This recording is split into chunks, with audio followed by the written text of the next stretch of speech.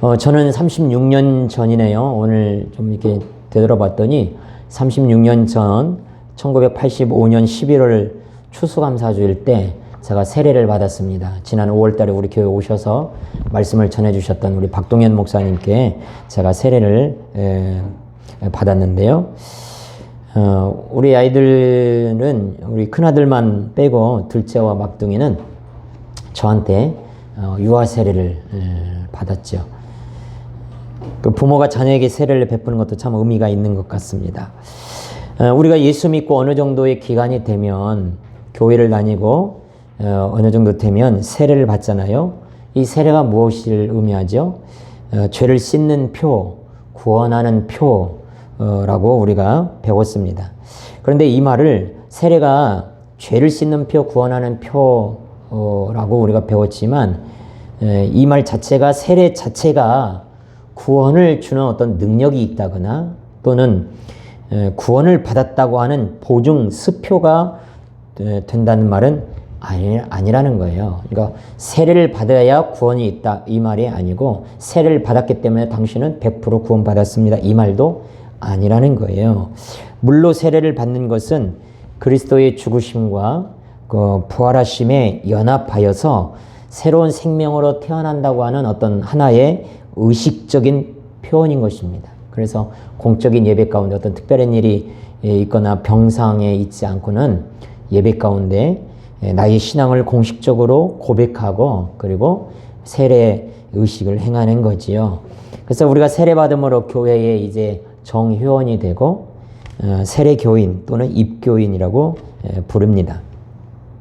오늘 우리가 읽는 누가복음 3장 20절과 21절과 22절은 누가복음에서 그 스토리의 중심이 세례 요한이 아닌 예수님께로 그 시선을 옮기는 장면이에요. 예수님의 공생애가 시작이 되는 겁니다. 그 첫 장면이 바로 요한에게 세례를 받는 내용이죠.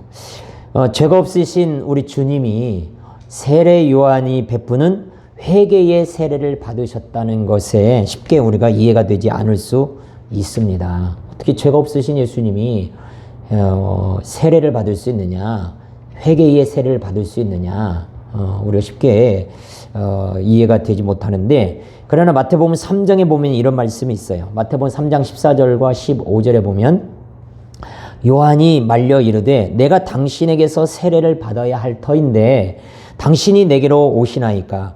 예수께서 대답하여 이르시되 이제 허락하라. 우리가 이와 같이 하여 모든 의를 이루는 것이 합당하니라 그랬어요. 그러니까 예수님이 세례를 받으시는 것은 모든 의를 이루는 것에 합당한 일이라는 것입니다. 그러니까 다른 말로 얘기하면 하나님의 뜻이라는 거예요.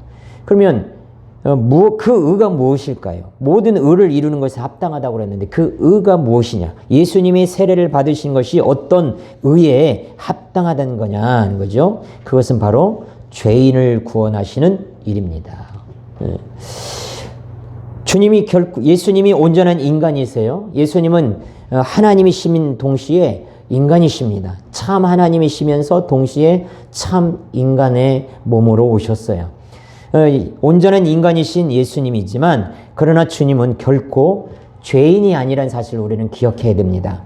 하나님의 독생자가 어떻게 죄인일 수 있겠어요? 그래서 이런 회개의 세례를 받을 필요가 전혀 없었습니다. 그런데도 예수님이 세례를 받으신 것은 죄인처럼 되셨다는 뜻입니다. 우리와 똑같은 인간의 자리까지 낮아지신 거예요. 하나님께서 인간의 몸을 오셨지만 죄가 없으신 그분이 세례를 받으셨다는 것은 우리를 구원하기 위해서 죄인처럼 낮아지셨다는 것입니다. 그래서 예수님이 세례를 받으신 것은 그저 단순한 어떤 스토리가 아니라 이처럼 우리를 구원하시기 위한 예수 그리스도의 낮아지심 그리고 예수님의 사랑을 보여주는 것입니다. 자, 이 세례를 받으러 나오시는 예수님의 모습을 한번 볼까요? 여러분, 요한에게 세례를 받기 위해서 무리들 틈에 예수님이 아무도 없을 때 요한에게 세례를 받으러 온 것이 아니기 때문에 그때도 그날도 많은 사람들이 요단강에 요한에게 세례를 받으러 많이 나왔습니다. 그 무리들 틈에 끼어서 순서를 기다리시는 예수님의 그 모습을 우리가 그려볼 수 있는 거죠. 우리가 지난주에 더불어민주당의 김아무개 의원이 신종 코로나 이 검사를 받기 위해서 서울에 있는 그 병원에 갔었는데 그 과정에서 현역 의원의 그 특혜를 받았다고 하는 논란이 있었어요. 당시 검사를 받기 위해서 시민들이 줄 서 있었는데도 불구하고 이 의원이 병원 측의 안내를 받으면서 바로 그냥 들어가서 검사를 받은 것입니다. 먼저 기다리던 시민에게 아무런 설명이 없이 그냥 도착하자마자 병원의 안내를 받고 안으로 들어갔다는 것이죠. 물론 의원에게도 분명 이유가 있었을 것이고 병원 측에서 해명한 것처럼 국회의원은 VIP이기 때문에 먼저 검사받을 수 있도록 했는지도 모르겠습니다. 그렇지만 이 국회의원이 VIP라고 하는 이유로 줄선 그 시민들보다 먼저 검사받는 것은 특혜다라고 하는 분노하는 목소리가 많았고 이것이 불공정이고 이것이 특권의식이다라는 뉴스의 기사들을 많이 보았습니다. 근데 예수님은 그렇지 않았다는 거예요. 요한과 친척이라고 해서 먼저 세례를 받도록 특권을 준 것도 아니고 앞으로 자기가 이제 메시아로서의 공생의 사역을 감당해야 되는 주인공이니까 VIP 신분으로서 줄서 기다릴 수 없다면서 앞으로 새치기 하지도 않았다는 것입니다. 기다렸다가 자기 순서에 세례를 받기 위해서 요단강물에 들어갔을 뿐인 거죠. 여러분 우리가 살아가면서 이와 같이 많은 부분에 있어서 특권을 요구하고 다른 사람을 무시하거나 짓밟는 일을 해서는 안 될 것입니다. 다른 사람을 배려하고 또 함께 살아가고 어울리는 그런 섬김과 배려가 있어야 할 것이라 생각이 됩니다. 우리가 여러분이 가지고 있는 성경책 그 뒷부분에 요한계시록 그 뒤에 겉뚜껑 가까이 보면 예수님 당시에 이스라엘의 지도가 아마 모든 성경책에 거의 다 삽입이 되어 있을 거예요. 그 이스라엘의 지도에 보면 그 밑에서부터 유대 그리고 사마리아 갈릴리 이렇게 크게 세 지역으로 나눈 이스라엘의 지형이 있는데 그 맨 위에 있는 갈릴리 지역의 우측에 보면 갈릴리 바다가 있고 그리고 밑으로 쭉 내려와서 유대 지역의 옆에 보면 사해 바다가 있습니다. 이 갈릴리 바다와 사해 바다를 이어서 흐르는 강이 바로 요단강인데 요한복음 1장 28절에 보면 요한이 세례를 베풀었던 곳이 이 요단강 건너편 베다니라고 말을 하고 있어요. 그러니까 이 베다니는 어디냐? 바로 사해바다, 그러니까 아랫지방인 사해바다의 바로 위에 있는 지역이 이 베다니예요. 근데 또 마가복음 1장 9절에 보니까 예수님이 어디에서 이 세례 받으러 왔냐면 저 위에 있는 갈릴리 나사렛에서부터 이 베다니에 와서 세례를 받으셨다고 말합니다. 그 누가복음 3장 5절에 온 예루살렘과 온 유대와 요단강 사방에서 요한에게 세례를 받기 위해서 나왔다고 했는데 그 당시에 요한에게 나와서 세례를 받은 사람들은 대부분 아랫지역에 있는 유대 지역의 사람들이었어요. 그런데 예수님은 그보다 더 먼 지역인 저 사마리아를 지난 저 위에 있는 갈릴리 나사렛에서 그 멀리 걸어와서 지금 세례를 받고 있다는 것입니다. 우리가 예배하고 은혜 받고 사명을 감당하는 일에 있어서 어떤 외적인 환경이나 내 심적인 상태 또는 어떤 내 컨디션에 따라서 좌우되는 것이 아니기를 우리가 원합니다. 마음이 멀다고 상황이 멀다고 거리가 멀다고 오늘은 이랬다 내일은 저랬다 그러질 않기를 원하고 우리가 마땅히 내가 드려야 될 예배 장소와 또 마땅히 내가 있어야 할 자리라면 예수님처럼 와서 감당하길 원합니다.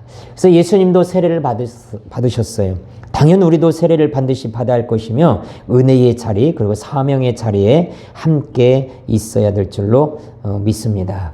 21절을 우리 다시 한번 읽겠습니다. 21절 시작. 백성이 다 세례를 받을새 예수도 세례를 받으시고 기도하실 때에 하늘이 열리며 그랬어요. 자, 예수님은 세례를 받고 그 다음에 뭐 하셨다고 얘기합니까? 기도하셨다 그랬어요. 기도하셨다. 세례를 받으시고 기도하셨다. 이 동일한 사건을 기록하고 있는 마태복음 3장과 마가복음 1장에 보면 예수님이 기도했다고 하는 내용이 없어요. 다만 이 본문 누가복음에서만 예수님이 세례를 받으시고 기도했다고 하는 내용이 기록되어 있습니다. 왜 그럴까? 이 누가복음의 기자의 관점은 뭐냐면 예수님이 사람이라는 것을 얘기합니다. 예수님은 사람으로 오셨다. 그래서 누가복음에서 예수님의 기도를 이곳저곳에 많이 강조하는데 예수께서 기도하신 것은 사람이시기 때문에 자신의 연약함을 아셨다는 거예요. 물론 이 말을 잘못 오해하면 예수님이 연약하냐, 메시아로서 부족하냐 이렇게 생각할 수 있지만 그런 뜻이 아니라 완전한 인간이다 보니까 인간의 모습을 지니셨기 때문에 뭐예요? 하나님의 능력을 붙들고 있다는 것입니다. 우리 사람은 연약함을 깨달아야 전능하신 하나님을 찾습니다. 우리가 전능하신 하나님을 간절히 찾지 않는 것은 자신이 얼마나 연약한 존재인지를 절실히 깨닫지 못하기 때문인 거죠. 여러분 아이가 태어날 때 아이가 태어나자마자 그 순간 울잖아요. 왜 아이가 우느냐? 물론 체온의 차이 때문에 엄마 뱃속에 있던 그 당시에 온도와 나오는 순간 온도가 달라서 추워서 운다 이런 얘기도 있지만 제가 말하고 싶은 것은 이제 이 세상은 엄마의 도움이 없이는 살 수 없다는 것을 알기 때문에 도와달라고 엄마에게 도와달라고 SOS를 보내는 것이지 않을까 싶은 거예요. 그러니까 아이는 태어날 때부터 이 세상에 살아가는 원리를 아는 거죠. 여러분 사람이 언제부터 기도하기 시작했는지 아십니까? 성경에 창세기 4장 26절에 보면 이런 말씀이 있습니다. 우리 한번 찾아볼까요? 창세기 4장 26절입니다.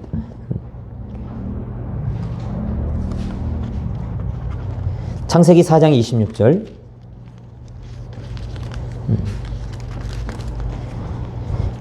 같이 읽겠습니다. 시작. 셋도 아들을 낳고 그의 이름을 에노스라 하였으며 그때의 사람들이 비로소 여호와의 이름을 불렀더라. 아멘. 자, 이 셋이 에노스를 낳고 나서 그때 에노스 시대 때부터 비로소 사람들이 여호와의 이름을 불렀다 그래요. 여기서 부르다는 말은 찬양하며 예배했다는 뜻도 있지만 하나님께 도움을 청했다는 말도 있습니다. 다른 말로 얘기하면 하나님께 기도했다는 것입니다. 근데 이 기도를 시작한 때가 언제냐면 에노스 시대 때인데 왜 에노스가 태어났을 때부터 하나님 앞에 기도하기 시작했느냐? 그것은 이 에노스라고 하는 이름의 뜻이 연약함이란 뜻입니다. 에노스 뜻이 뭐라고요? 연약함이란 뜻이에요. 그러니까 그들이 연약함을 깨달았기 때문에 기도하기 시작한 것입니다. 하나님께 도움을 청하기 시작한 것이에요. 싸우고 병들고 일찍 죽고 실패하고 좌절하고 내 힘으로 부지런히 살아보려고 발버둥을 쳐보지만 안 되고, 그래서 인간은 스스로의 힘으로 일어설 수 없는 이와 같은 무력한 존재라는 사실을 경험히 인정할 때 전능하신 하나님께 겸손히 나와서 하나님만을 전적으로 의지할 수 있는 것입니다. 기도는 자신이 얼마나 무능한 존재인지를 깨달아야만 가능한 거예요. 그래서 전능하신 하나님께 엎드려야 하는 것입니다. 과연 예수님께서 세례를 받으시고서 무슨 기도를 하셨을까? 물론 성경에는 예수님이 어떤 기도를 했는지 그 내용에 대해서는 나오지 않습니다. 그러나 예수께서 세례를 받으신 것은 공생애를 시작하는 것을 알리는 것이기 때문에 우리는 그분이 무엇을 기도했는지 짐작해 볼 수는 있어요. 그것은 구속사역을 잘 감당할 수 있도록 기도하셨을 것이라는 것입니다. 왜냐하면 이 구속사역, 하나님의 사역은 사람의 힘으로는 할 수 없는 일이기 때문이죠. 예수님이 십자가에 달리시기 전 붙잡히시는 그날 밤에도 뭐예요? 기도하셨잖아요. 하나님이 붙잡아 주시도록 기도하신 겁니다. 이 세례를 받으심으로 공생애를 시작하는, 구속사역을 시작하는 이 시점에도 하나님이 능력으로, 하나님이 주시는 힘으로 자신에게 주신 사명을 온전히 감당할 수 있도록 기도하셨다는 것입니다.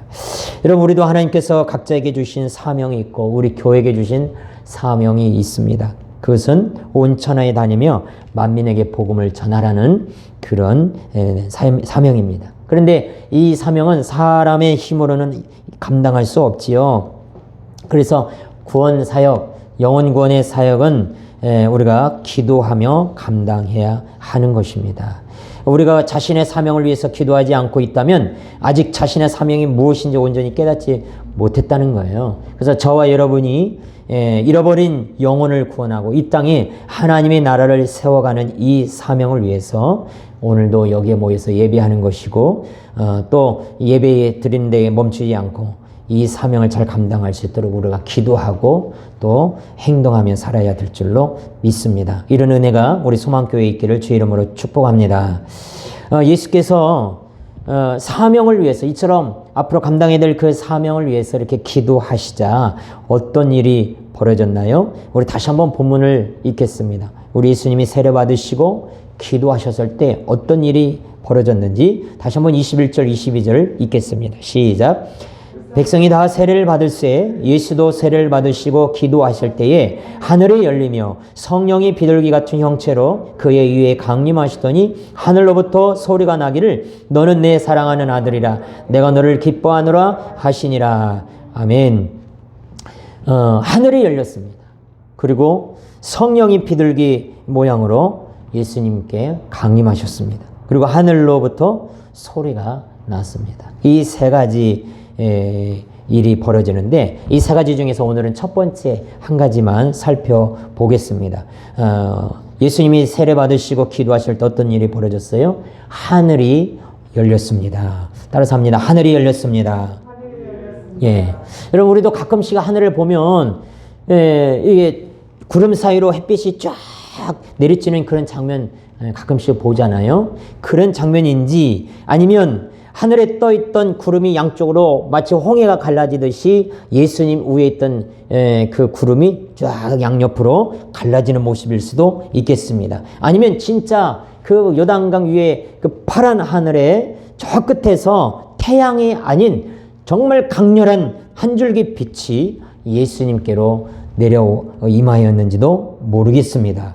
근데 성경에서 하늘이 열렸다고 하는 것은 하나님의 어떤 행동을 하실 때 또는 하나님이 말씀하실 때 하나님이 어떤 하늘의 비밀을 보여주실 때 주로 썼던 표현이 하늘이 열리고 그런 표현이거든요. 하나님이 어떤 말씀하시거나 임재하시거나 하나님이 강림하시거나 어떤 하늘의 비밀을 하늘의 천상을 모습을 보여주거나 하나님이 어떤 행동을 하실 때 하늘이 열렸다 이렇게 표현하는데 예수님이 세례를 받고 기도하신 장면에서 하늘이 열렸다는 것은 이제 공생애를 시작하시는 이 그리스도로 말미암아 인간들의 죄로 인해서 굳게 닫혔던 그 하늘문을 하나님께서 여시고 이제 인간과 다시 교제를 하려고 하나님이 은혜의 문을 열어주신다는 것입니다.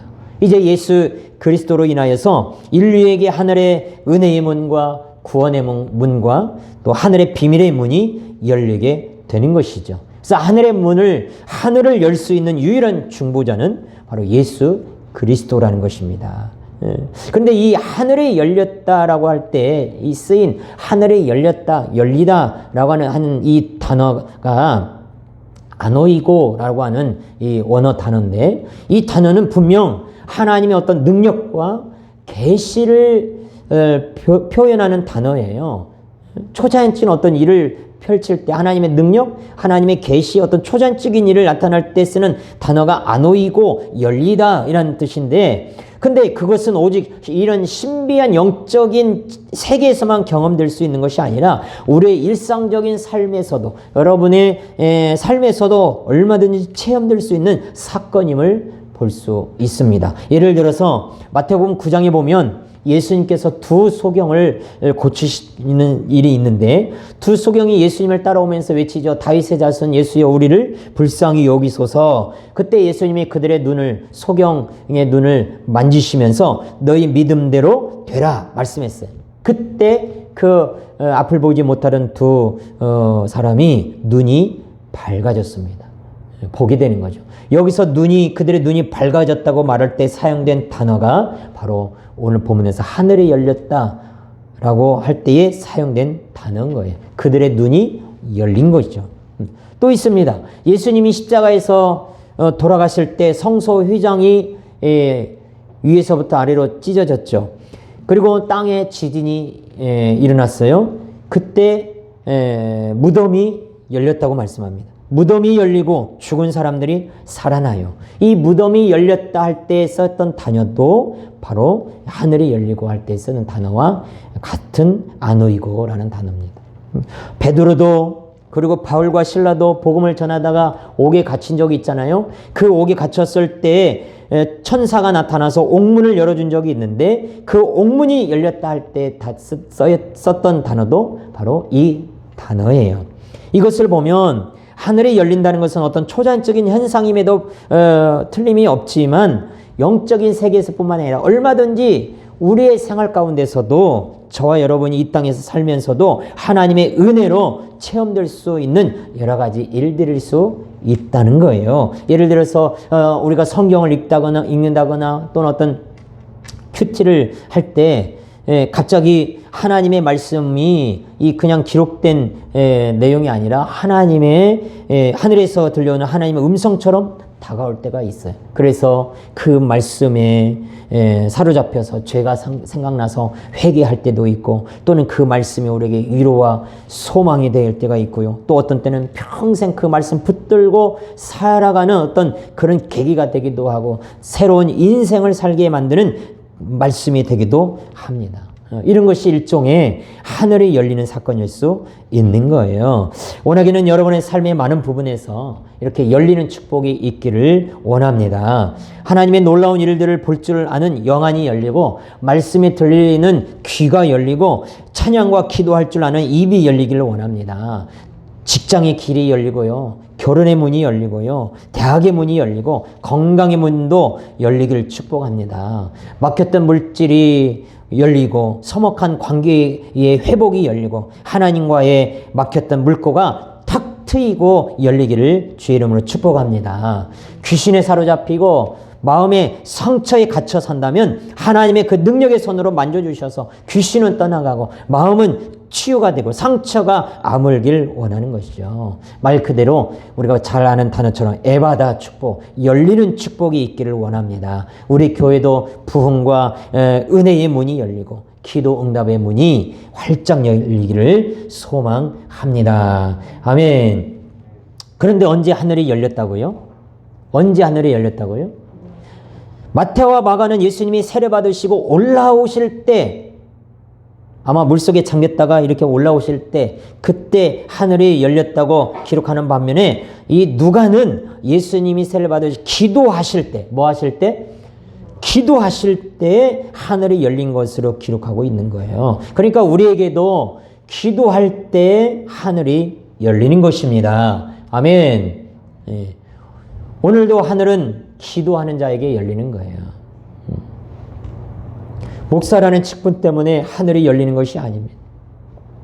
신앙의 경력에 따라서 하늘이 열리는 것이 아니에요. 하늘의 문을 열고 닫는 자는 기도하는 자입니다.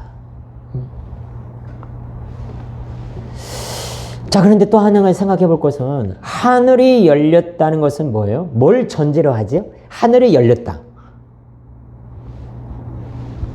그 뭘 전제로 하는 거예요? 하늘이 이미 닫혀 있다는 것을 전제로 하는 거죠. 이미 닫혀 있었다는 것을 전제로. 그러니까 닫혀 있던 하늘이 열렸다는 것은 하늘로부터 이제 새로운 일이 시작될 것을 예시해 주고 있는 거예요. 마치 우리 어렸을 때 성탄절 때나 어떤 문학의 밤이나 어떤 성가의 밤 이렇게 하면은 옛날에 이렇게 앞에다가 무대가 있고 무대 앞에 이렇게 쭉 휘장이 쳐져 있었잖아요. 그래가지고 시작하면 줄을 한쪽에서 잡아 당기면 휘장이 쫙 열리잖아요. 그런 것처럼 또는 창문을 열 때 커튼을 착 이렇게 제끼는 것처럼 그런 와 같습니다. 우리가 인생을 살아가는 동안에 수없이 인생이 닥치는 것을 경험하지요. 각종 어떤 질병에, 교통사고, 사업의 실패, 갈등, 고독 또는 이혼, 이런 다양한 일로 인생에 닥칠 수 있어요. 그러나 기도하면 다시 열린다는 것입니다. 어떤 상황에 처했든지 상관이 없어요. 기도하면 닫혔던 문이 열리고 인생의 새로운 변화가 일어납니다. 기도하면 인간의 차원이 아니라 하나님의 전능하신 하나님의 차원에서 새 일이 일어나요. 특별히 사명을 위해서 기도하면 각종 문제가 해결되는 기적이 일어나는 것입니다. 그래서 자신의 무능함을 고백하고 무릎을 꿇고 하나님께 매어 달릴 때 우리가 그동안 보지 못하고 듣지 못했던 새 일을 경험할 수 있는 것입니다. 아멘. 기도할 때 하늘문이 열립니다. 시작. 네, 기도할 때 하늘문이 열립니다. 자, 우리에게 왜 하늘문이 열려야 합니까?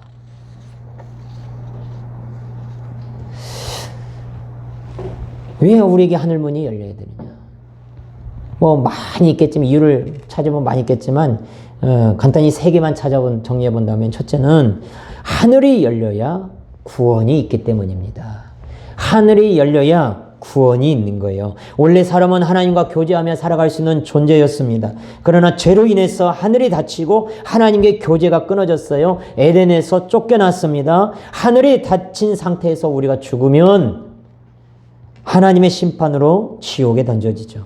그래서 그 닫힌 하늘문을 열기 위해서 예수님이 이 땅에 오셨습니다. 그분을 통해서 구원이 열리고 죄사함의 길이 열리고 하늘나라에 갈 수 있고 하늘의 축복을 받아요. 보세요. 성경에 세례 요한에게 세례를 받은 사람이 예수님만 받은 게 아니잖아요. 예루살렘과 유대와 갈릴리 지역에 요단강 주변에 많은 사람들이 세례를 받았다고 그랬잖아요. 그런데 다른 사람이 아닌 예수님이 세례를 받으셨을 때 하늘이 열렸다는 것은 그 죄로 인해서 닫혔던 그 하늘의 문을 여실 수 있는 분은 오직 예수밖에 없음을 증거해 주는 것입니다. 그래서 예수로 인하여서 하나님 앞에 다시 담대히 나갈 수 있게 되었고 하나님과 동행하는 삶을 살 수 있는 것이고 또 우리가 예수의 이름으로 기도할 때 하늘문이 열리고 응답의 복이 임하는 것이죠. 요한복음 1장에 보면 나다나엘과 예수님의 대화하는 장면이 나오는데 예수님이 나다나엘에게 했던 말씀 중에 이런 말씀이 있습니다. 요한복음 1장 50절 51절에 보면 나를 믿으면 하늘이 열리고 하나님의 사자들이 인자 위에 오르락내리락 하는 것을 보리라. 나를 뭐하면? 나를 믿으면 하늘이 열리고 하나님의 사자들이 오르락내리락 하는 것을 보게 될 것이다. 믿으면 구원이 있는 것입니다. 믿으면 하늘이 열려 하나님 앞에 갈 수 있는 것이죠. 하늘이 열려야 구원이 있기 때문에 우리는 반드시 모든 인생 가운데 죄로 막혔던 하늘의 문이 예수로 말미암아 열린 줄로 믿습니다. 두 번째, 하늘의 문이 열리면요 하나님의 영광을 봅니다. 요한계시록 4장에 보면 사도 요한은 반모섬에 있을 때 하늘이 열리는 영적 체험을 하게 되죠. 하늘의 문이 열리면서 음성이 들립니다. 이곳으로 올라오라. 이후에 마땅히 될 일을 내가 너에게 보리라. 큰 나팔 소리와 같은 음성이 들리는 거예요. 그래서 성령의 충만한 가운데 하늘로 올려갔더니 거기에서 하늘에서 드려지는 천상의 예배를 보게 됩니다.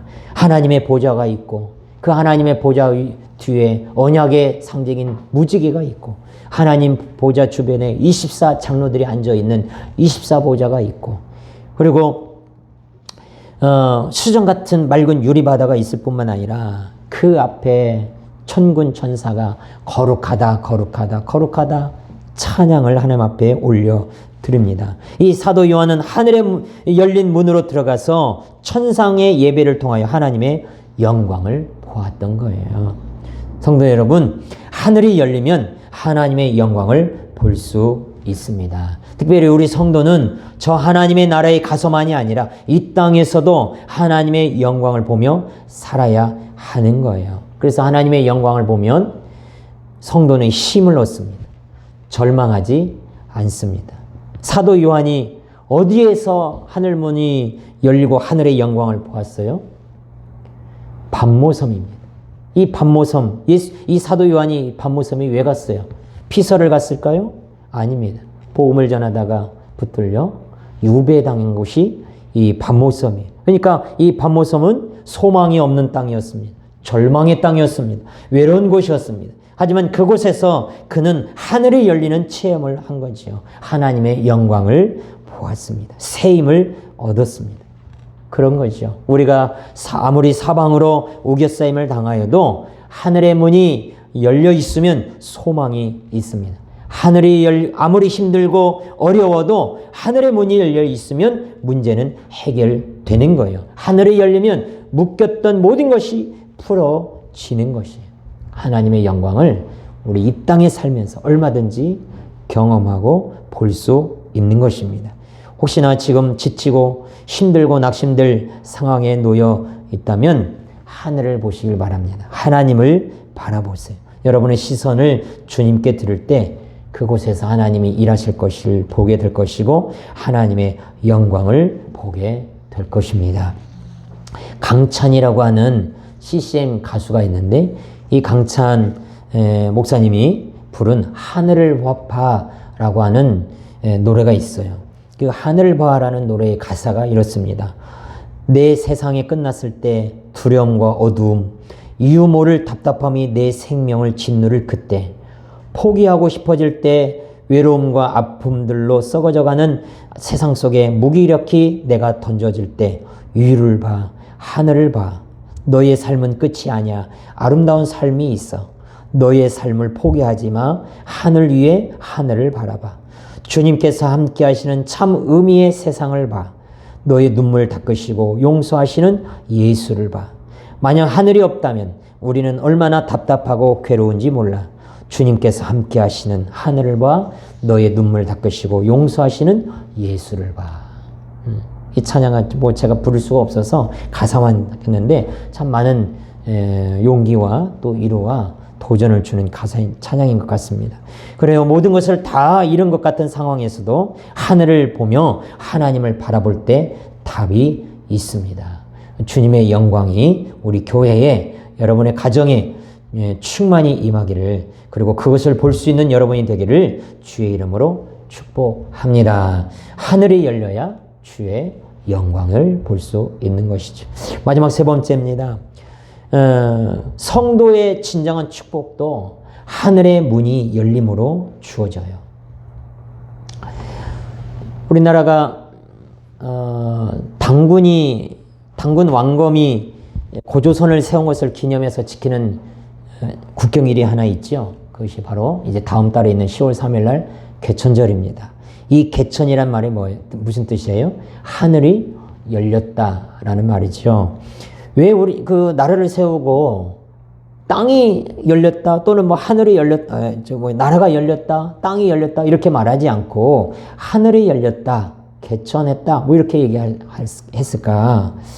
아마 예로부터 하늘이 열려야 땅의 축복을 받는다고 그들 오래전부터 생각했기 때문이 아닐까 생각이 됩니다.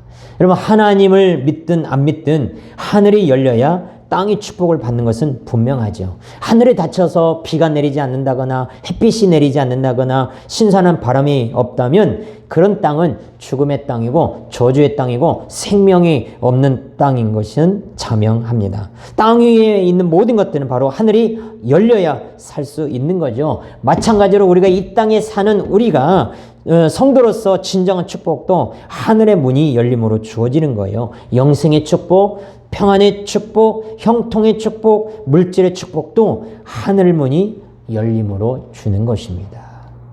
우리가 잘 알고 있는 말씀 말라기 3장 10절에도 만군의 여호와께서 이르노라 너희의 온전한 11조를 창고에 들여서 나의 집에 양식이 있게 하고 그것으로 나를 시험하여 내가 하늘 문을 열고 너희에게 복을 쌓을 곳이 없도록 붙지 아니하나 보라 그랬어요.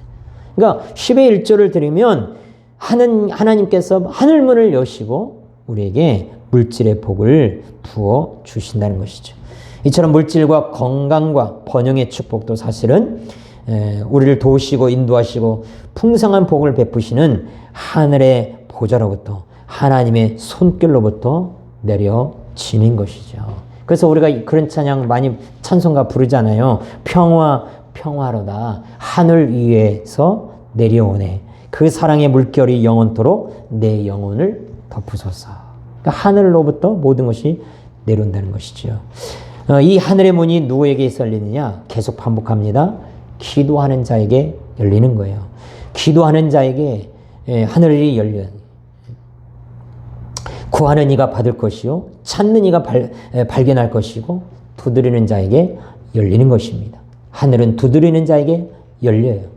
그러므로 기도하기를 쉬는 죄를 범치 많은 우리 모든 성도와 자녀들이 되기를 원합니다. 다시 기도의 무릎을 꿇고 하늘이 열려서 하나님의 영광을 보며 또 하늘의 신령한 복과 땅의 기름진 복으로 우리가 채워져야 될 줄로 믿습니다. 우리가 새벽으로나 저녁으로나 기도하는 이유도 또 주일 예배 때 설교를 듣기 전에 통성으로 기도하는 이유도 먼저 하늘이 열려야 하기 때문인 거죠. 그래야 말씀이 들리고 그래야 주의 영광을 보고 그래야 문제가 해결되기 때문입니다. 이런 기도의 역사, 응답의 역사, 하늘문이 열리는 역사가 여러분에게 활짝활짝 열리기를 주의 이름으로 축원합니다. 하나님 아버지, 우리 예수님도 세례를 받았습니다. 사람의 몸으로 이 땅에 오셔서 죄 없이 신 주님이 우리 죄인처럼 낮아지심으로 세례를 받으시고 모든 의를 이루게 되었습니다. 하나님, 우리 주님의 사랑과 그 은혜를 우리가 기억하고 우리 이 땅에 주님이 우리에게 주신 그 사명을 감당하기 위하여 기도하며 달려가는 저희들이 되게 하여 주옵소서. 막혔던 하늘문을 우리 주님이 여셨습니다. 그래서 우리가 하나님 앞에 갈 수 있고 또 하늘에서 내려주시는 모든 온갖 좋은 것을 우리가 누릴 수 있음을 믿습니다. 늘 하나님 앞에 엎드려 기도하는 저희들이 되게 하여 주시옵소서. 우리 주님 예수님의 이름으로 기도합니다.